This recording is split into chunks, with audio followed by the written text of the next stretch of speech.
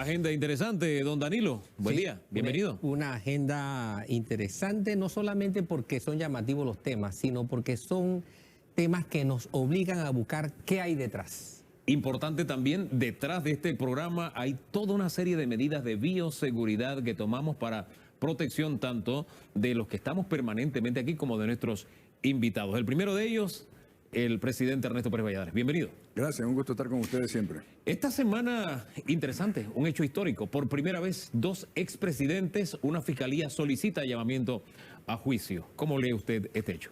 Bueno, yo quisiera, por primera vez en muchos años, empezar a confiar que tanto la Procuraduría, llámese Fiscalía en este caso, como el órgano judicial van a cumplir con la esperanza de todos los panameños, que es que se haga justicia.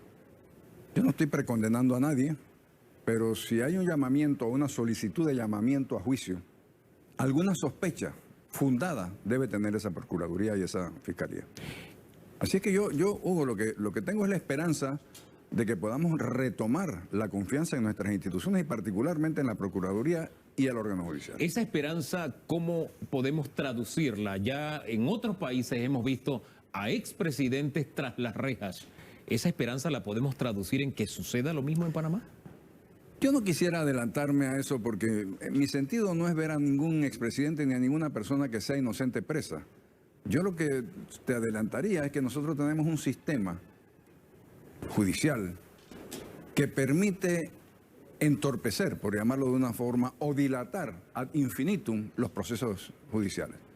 Yo creo que eso nos señala un camino a reformar, es decir, nosotros no podemos seguir teniendo instituciones que impidan las aspiraciones populares de la efectiva justicia a tiempo. Ahora bien, hay quienes insisten en que se quedó corto. Solamente hay dos administraciones, la de Martinelli y la del señor Varela, que esto debió comenzar con la de Martín Torrijos. Su apreciación. Yo pienso que la Procuraduría, la Fiscalía ha hecho su trabajo y ha hecho su investigación. Si por alguna razón la administración del señor Torrijos quedó fuera, o la de la señora Moscoso, o la mía, es porque a lo mejor no teníamos nada que ver en este tema. La impresión que sienten algunos sectores que no son todo lo que son ni están todo lo que deben estar, ¿usted no la comparte? En el sentido de los llamados a juicio, que son muy pocos, que debían estar más. Es que tú sabes una cosa, se va creando un clima de linchamiento, donde se invierte el sentido de la prueba. Entonces todo el mundo es culpable hasta que demuestre que no lo es. Y yo creo que nosotros tenemos que regresar a suponer que la gente es inocente hasta que se muestre su culpabilidad. Yo honestamente tengo mucho temor de que esa incredulidad en el sistema judicial nos lleve a situaciones difíciles. Por eso no alimento, sino que yo espero y respeto el proceso judicial que existe y quisiera que lo cambiáramos para que fuera mucho más ágil y mucho más rápido. En conclusión, usted presume la inocencia de Martinelli y presume la inocencia de Varela. Yo presumo la inocencia de todos los que están encausados hasta tanto se dé un fallo judicial. Pero obviamente, te califico eso. Si la Fiscalía, después de tantísimos años, ha exculpado a administraciones interiores y ha inculpado o solicita el inculpamiento de administraciones como la de Martinelli y la del señor Varela, alguna razón debe haber. Algún indicio tiene que tener la Procuraduría y la Fiscalía para poder solicitar ese llamamiento a juicio. Pero yo no puedo decir que es que ese llamamiento a juicio es automáticamente una demostración de culpabilidad. No lo es, no lo es. Por eso nosotros tenemos que mantener la calma y esperar que el órgano judicial cumpla con su propósito. Esta calma nos ubica, según algunos analistas, en la posibilidad de que prescriba el caso. Un escándalo internacional en el que ya hemos visto resultados en la gran mayoría de los países. Pero Panamá tiene la asignatura pendiente. Hugo, eso sería fatal. Fatal, no solamente para la Administración de Justicia, sería fatal para la imagen de la República de Panamá. Yo no soy abogado, yo no puedo opinar sobre si pueden o no prescribir esos casos. He visto posiciones en ambos sentidos. Quisiera pensar que en efecto no hay la posibilidad de prescripción y que se va a llevar adelante un juicio en derecho. Don Danilo. Señor presidente, qué gusto me va a tenerlo y a poderle hacer la pregunta que le voy a hacer. La que no me podías hacer cuando era presidente. Exactamente. La que no le podía hacer en ese momento. Veamos algo. Cuando usted aspiraba a ser el candidato presidencial del PRD, usted dijo, y voy a tratar de citarlo textualmente, que usted estaba dispuesto a enfrentar el cambio constitucional. Sí. De hecho, usted fue la única figura del PRD que planteó una constituyente y además dijo, estoy dispuesto a, después de un par de años de hacerlo, terminar mi periodo presidencial. Así es. Eso yo lo recorté y lo fijé en mi mente dije, wow, este hombre está viendo las cosas desde una perspectiva distinta a la de su partido. Obviamente su partido no lo decodificó. Hoy día la realidad es que su partido tiene planteada la exigencia de una constituyente. ¿Cómo lo ve usted y de qué lado de la acera se pone ahora? ¿De la misma cuando era aspirante a la presidencia por segunda vez o del lado del gobierno actualmente? Bueno, vamos a ver algo, Danilo. La necesidad de cambios constitucionales no ha variado. Al contrario, mi concepto se ha empeorado, o sea, se ha hecho más grave, se ha hecho más necesario los cambios constitucionales. Pero mira bien, hablo de cambios constitucionales. Yo no hablo de una constituyente abierta como la que se está planteando porque tengo temor a su ineficacia. En primer lugar, porque ¿quién me dice a mí que los electos constituyentes no serán los mismos que son diputados ahora mismo? Que eso lo va a determinar el Tribunal Electoral, pero yo no voy a firmar un apoyo a un movimiento de este tipo para rifarnos a que el Tribunal Electoral le prohíba después participar. No, señor. Yo quisiera que tuviéramos temas particulares para reformar. Y honestamente te digo, creo que ha sido una falla de la actual administración. Yo creo que la actual administración, en vez de haber descansado en un grupo que hizo una propuesta que fue luego reformada lo suficientemente mal por la Asamblea para que fuera archivada, en vez de haber hecho eso, tenía que haber hecho una propuesta concreta de reformas constitucionales, quizás directamente a un referéndum, que puede ser todavía, creo yo, una opción. Hay cosas como el título del canal. Tú no te quieres meter con la gallina de los huevos de oro. Hay cosas que son reformables, que necesitan reforma y que no van a pasar por una asamblea. Ejemplo, los diputados cómo se eligen. Ejemplo, las funciones de los diputados que se las han quitado a los representantes de corregimiento. Y hay otros temas. Quitarle poder al Ejecutivo. Sí, pero ¿de qué forma? Bueno, yo propongo que se le quite, por ejemplo, la posibilidad de nombrar los magistrados de la Corte y que se instituya de verdad un mecanismo interno dentro del órgano judicial para que de allí salgan los aspirantes y que ganen, como en España, en lo que ellos llaman una oposición, el que mejor examen haga para un puesto en la Corte. Sí, pero son cosas muy puntuales. Aquí se hablan muy en general, sin puntualizar las cosas y se va creando una idea de que es que la Constitución es la que tiene la situación del país mal. No, no es eso.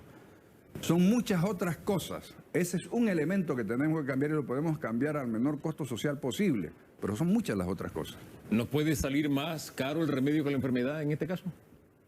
Yo pienso que sí, Hugo. Yo creo que es un riesgo innecesario. Es decir, si podemos hacer los cambios sin arriesgarnos, ¿por qué no los hacemos sin arriesgarnos? En esa misma silla estaba hace una semana el magistrado Araúz y él decía que no se puede establecer las normas de quiénes podrían ser electos, qué sé yo, de una constituyente y demás, porque están de manos atadas por la Constitución los magistrados. Eso es agua para mi molino. Entonces, ¿por qué voy a apoyar en el aire a la llamada a una constituyente si no sé quiénes son los posibles constituyentes?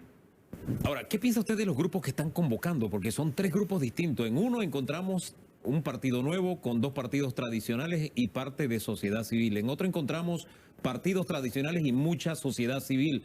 Y otro es un pequeño movimiento que no conozco muy bien, esta variedad tan amplia. ¿Qué lectura tiene usted? Es la democracia, ¿no?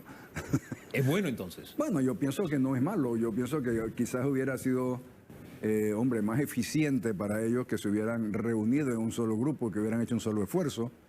Porque aún no sé, yo no sé si lo han dicho o no, pero aún no sé si el Tribunal Electoral va a sumar las firmas de los diferentes grupos. Si es así, bueno, cada cual que haga lo que le parezca. Pero si no fuera así, hubiera sido mucho más eficiente unirse en un solo movimiento, ¿no? Su partido se encuentra en una crisis interesante. El CDN hace unos días regañó públicamente a su secretario general. Yo no recuerdo que eso haya pasado en su partido. ¿Qué se viene ahora con la condición en que se encuentra? Hombre, mira, hay, no solamente en el mío, en todos. Fíjate tú lo que está pasando en el Molirena. No hablemos de lo que está pasando en Cambio Democrático, que también hay su tirijala. El problema nace cuando tú permites que los intereses políticos y económicos de diputados sean los dirigentes de los partidos. Ahí nace el problema. Y luego se complica mucho más cuando hay insatisfacción porque no se lograron las cosas que se prometieron a los diferentes partidos, a los diferentes grupos, a los que participaron. Y en tercer lugar, yo tengo que decir algo que me duele decirlo, pero es verdad. La participación política electoral es en función de qué hay para mí. No es en función de los mejores intereses del país. No es en función de un objetivo que tú quieras llevar adelante como una propuesta para que este es el país que yo les quisiera proponer. No. Brother, yo trabajé política y pasó con mi nombramiento. ¿Me explico? Como si la política y el órgano ejecutivo fuera una especie de agencia de empleo condicionada a que tú ayudes a llegar allí o no.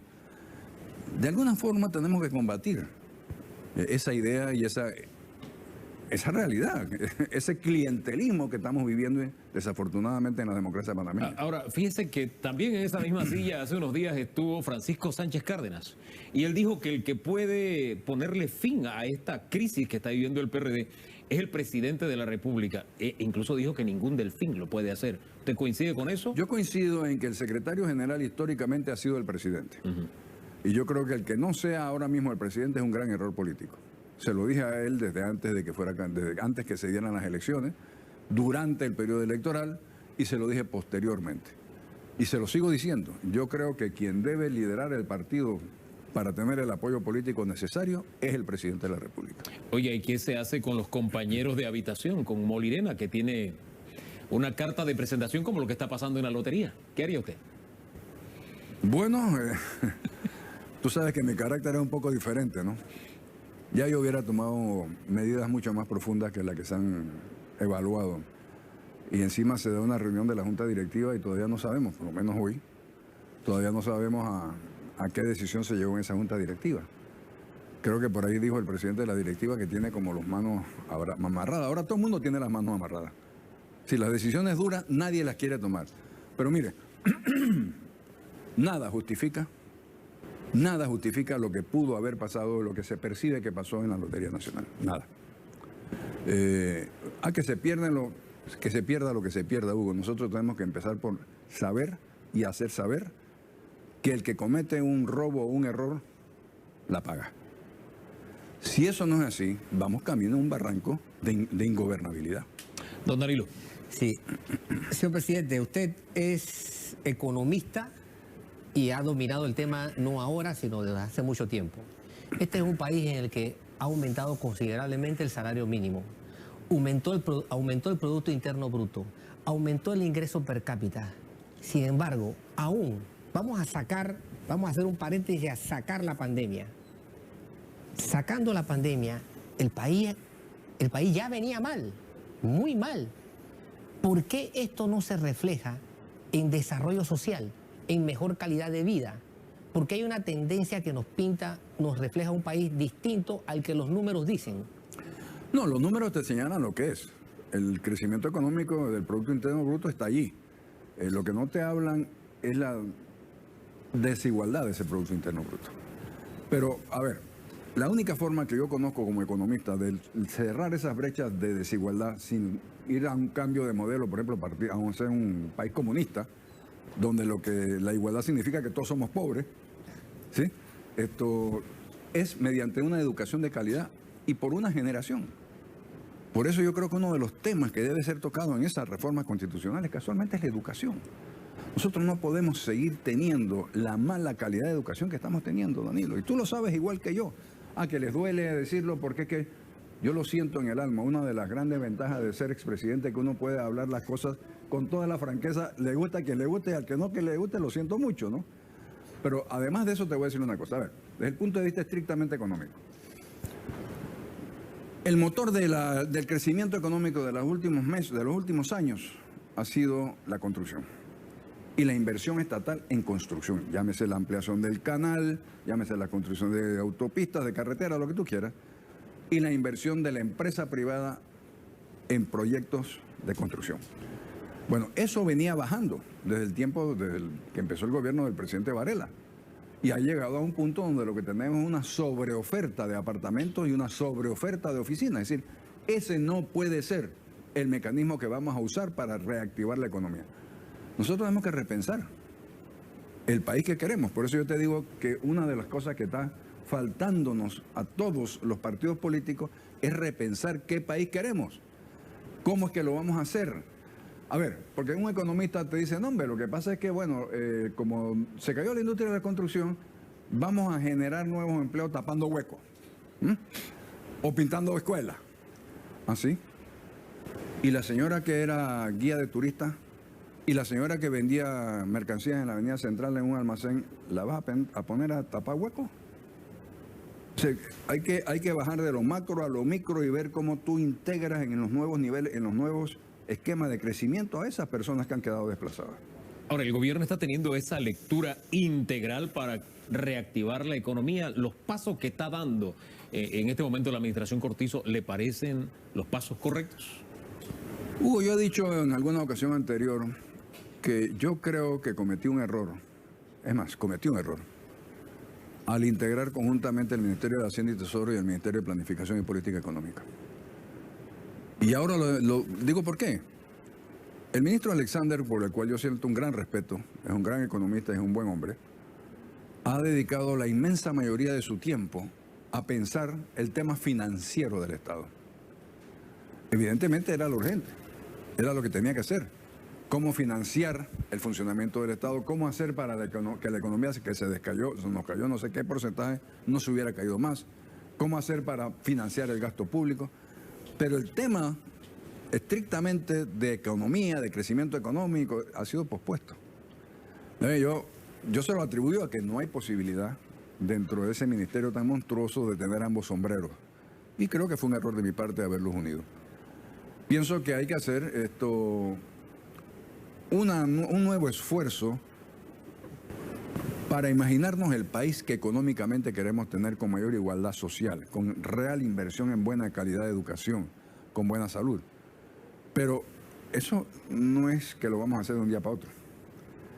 Los temas económicos toman muchos años. Mira, mucho del crecimiento que hemos tenido es en función de lo que nosotros hicimos, cambios estructurales durante mi administración. Echa para atrás y si nosotros aquellos cambios que fueron tan duros y que la gente rechazó con tanta vehemencia, no lo hubiéramos hecho, este país no hubiera crecido jamás a los niveles que ha crecido. Yo quiero profundizar en ese tema porque hay quienes miran hacia atrás y dicen, en la época de Martinelli teníamos empleo. Así que ahí está la solución. Usted se va mucho más atrás con los cambios estructurales. Quiero profundizar en eso y también en el tema de lo urgente y lo importante, si realmente el gobierno está atendiendo lo urgente en el tema económico para que salgamos de donde estamos, pero será luego de la pausa. Además, a ver, porque usted estuvo en los Estados Unidos. Se superó el problema de la visa. La respuesta, en breve, aquí en Debate Abierto.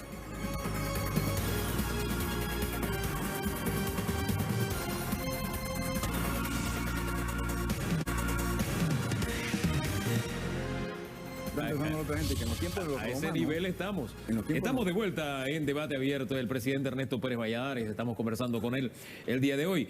Cerremos el tema económico con lo que está haciendo la actual administración. Sí, el tema planificación, finanzas y demás, como usted planteaba, acepta que cometió un error, pero miremos lo que está haciendo el gobierno, los planes, lo que está tratando de hacer en este momento con la empresa privada. ¿Está atendiendo lo urgente, lo necesario, el día a día de la gente que necesita empleo?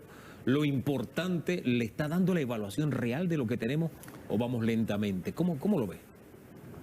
Hugo, yo creo que se está haciendo un gran esfuerzo, limitado por las finanzas públicas. Y el tema de la inversión privada está también condicionada a que haya mayor transparencia, en que se castigue el delito, en que lo que empezamos a hablar se convierta en realidad, que aquellos que han delinquido lo paguen, que aquellos que han robado vayan presos. Es decir, eso, si nosotros no tenemos eso, el inversor privado, el inversor privado y sobre todo el extranjero, no solamente tiene la opción de Panamá, tiene la opción de todo el mundo, de hacer las cosas donde mejor le convenga. Y uno de los parámetros que siempre se toma en cuenta es la certeza de la ley. Es decir, si yo no tengo certeza de que se va a cumplir la ley, la inversión, por más rentable que tenga, está en riesgo. Así es que son muchas las cosas que se han hecho, son muchas las cosas que está proponiéndose hacer. Hay un limitante que son las finanzas públicas y nosotros tenemos que empezar a hacer certeza de castigo para que el inversor privado sepa que aquí se respetan las leyes. ¿Seguir endeudándonos es la salida? Yo no creo. Yo creo que nosotros hemos llegado a un punto de endeudamiento donde ya no da mucha más margen. Nosotros estamos en, si mal no recuerdo, creo cerca del 70% de la deuda PIB. Los países que nos critican, los europeos, menciono por ahí, por no mencionar a otros, a Francia, tienen niveles de deuda PIB por arriba del 100%. Pero obviamente nosotros no queremos llegar a esos niveles. Ya nosotros teníamos niveles adecuados de manejo de deuda pública alrededor del 40% y quisiéramos regresar a ello. Ahora, en el pensamiento colectivo, imaginario popular, el tema económico se reduce a pensar: cuando Martinelli era presidente yo estaba mejor, yo tenía empleo y llevaba comida a mi casa. Esta forma simplista de ver el tema económico en algunos, ¿a qué reflexión lo lleva usted? Es de la belleza de la inocencia. Es como al niño que tú le dices que los niños nacen porque lo trae la cigüeña. O sea, tú sabes, el inocente dice, ay, en aquellos tiempos, incluso algunos llegan a decir barbaridades como robó pero hizo. No es así. En aquellos tiempos lo que se hizo fue montarse sobre una estructura que nosotros generamos, que siguió consolidándose, que lo consolidó Martín, y que él de alguna manera se montó sobre esta estructura e hizo un gasto público impresionante. Yo no me acuerdo los niveles de deuda pública que aumentó, pero creo que están arriba de los 10.000 millones de dólares, si mal no recuerdo. Solamente para hacerte una comparación, durante mi administración con todo lo que se hizo, la deuda pública subió en 300 millones. Y hubo niveles de crecimiento muy aceptables. 310.000. Sí, eso es lo que hay que hacer. ¿Y quién paga la deuda? Los mismos que dicen que en ese tiempo había trabajo. Disculpe que use esta frase tan sencilla, pero para transmitir la idea, trato de interpretar lo que me dice. El señor Martinelli en esos años de bonanza cosechó lo que ya había sembrado entonces Martín y había sembrado usted. ¿Eso es lo que usted quiere decir? Yo creo que cosechó y despilfarró. Cosechó y despilfarró mucho de lo que nosotros vinimos construyendo. ¿Cómo no? O sea que podíamos haber hecho más incluso en esa época. Y si además de eso, Hugo, no se hubieran dado los sobreprecios que se dieron, quizás hubiéramos podido hacer 40 o 50% más de lo que se hizo. Don Danilo. Sí, ya usted ha hablado en varias ocasiones de cuál es su posición frente a la posibilidad de enfrentar a la empresa encargada de los puertos en Balboa y en Colón, Panama Ports. Este es un tema que sigue estando también en una especie de nebulosa. El gobierno no da señales, nadie da señales. Hay unas campañas que están por ahí flotando y a esto se suma la minería. ¿Cuál es su posición en perspectiva de mediano y largo plazo de lo que el gobierno panameño debe presentarle a la ciudadanía? ¿Cuál es el grado de interés que un gobierno debe tener cuando busca socios para negocios de esta clase? Mira, yo pienso que la administración Cortizo tiene unas circunstancias preciosas para lograr mucho mejores términos para el Estado. El contrato de la minería, como tú sabes, fue encontrado inconstitucional por la Corte. Es decir, toda esa inversión física que está ahí no es constitucional. En consecuencia, ¿sobre quién está el peso de renegociar? Sobre los dueños. Y el Estado debe renegociar de la mejor forma para lograr lo que se ha logrado en otros países, si no tenemos que inventar la rueda. Vamos a ver cómo es que funciona en Chile, vamos a ver cómo funciona en otros países productores de cobre y vamos a lograr exactamente lo mismo. Hubiera sido diferente si el contrato hubiera sido encontrado constitucional y nosotros estamos llorando sobre mojado, ya no se puede hacer más nada. El tema de los puertos es igual.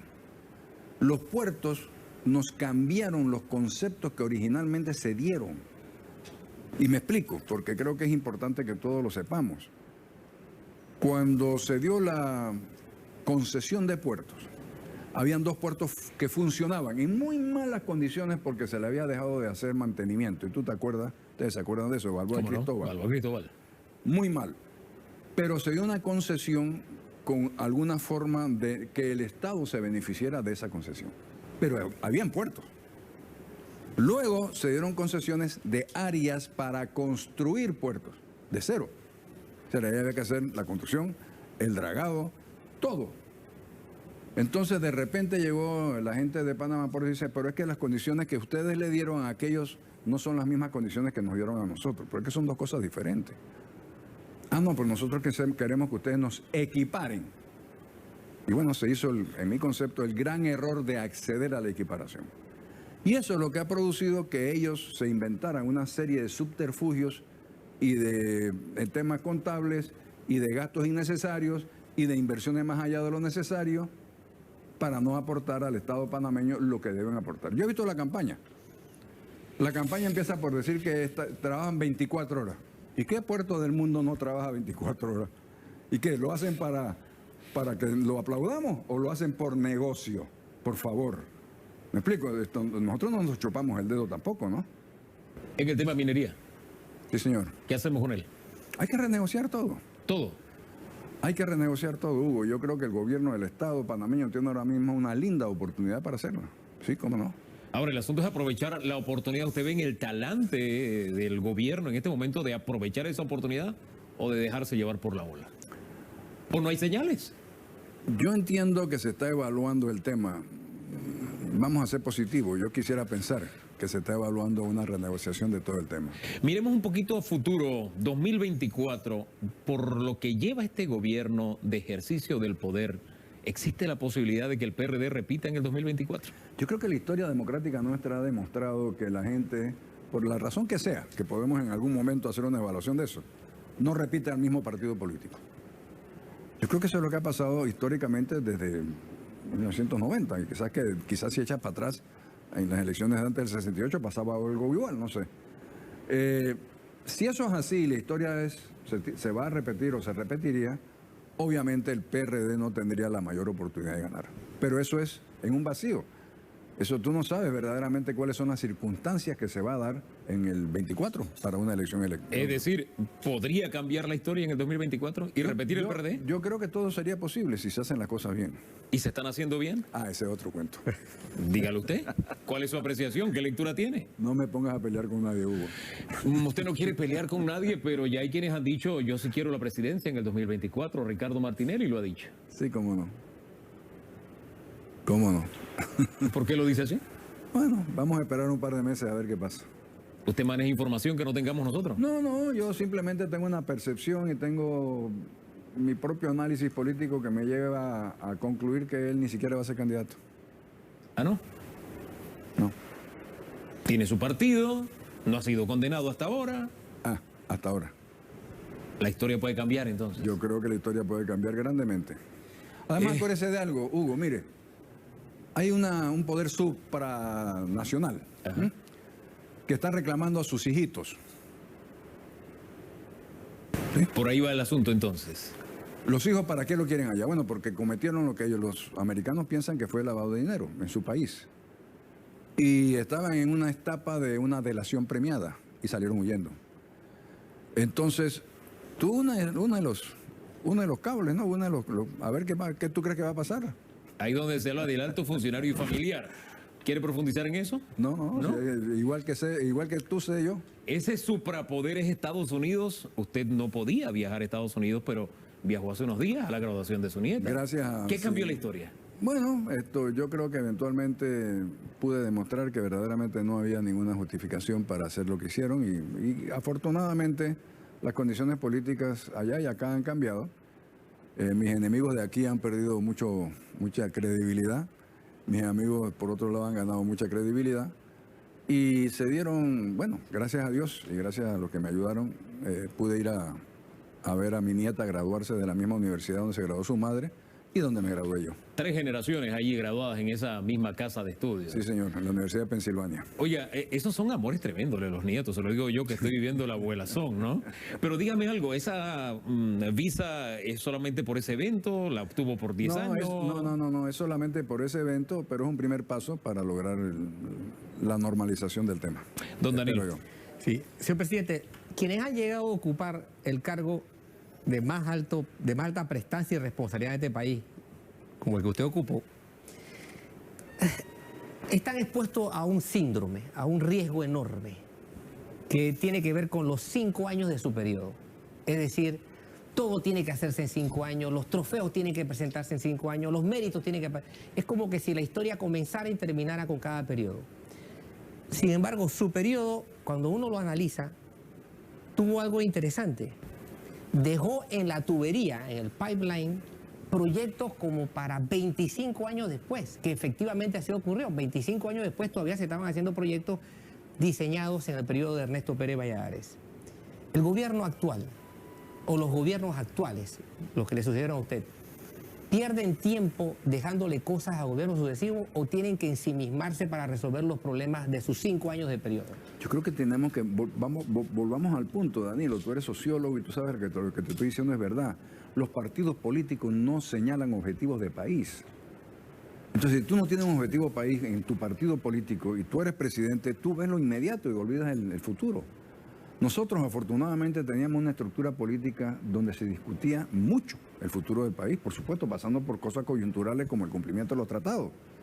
Pero estábamos claros del tipo de país que nosotros le proponíamos a la sociedad. Por eso es que tú ves que todavía hay cosas que quedamos pendientes, que quedaron en la tubería, como dices tú, que se están llevando adelante. El tema es que se ha vuelto, la participación política electoral se ha vuelto electoral sin política. Entonces es el inmediatismo, ¿no? Y el clientelismo que ha generado la institucionalidad, por ejemplo, de la forma como se eligen los diputados, que para mí ahí es donde empieza el gran problema. El clientelismo se alimenta allí, en esa forma de elegir los diputados.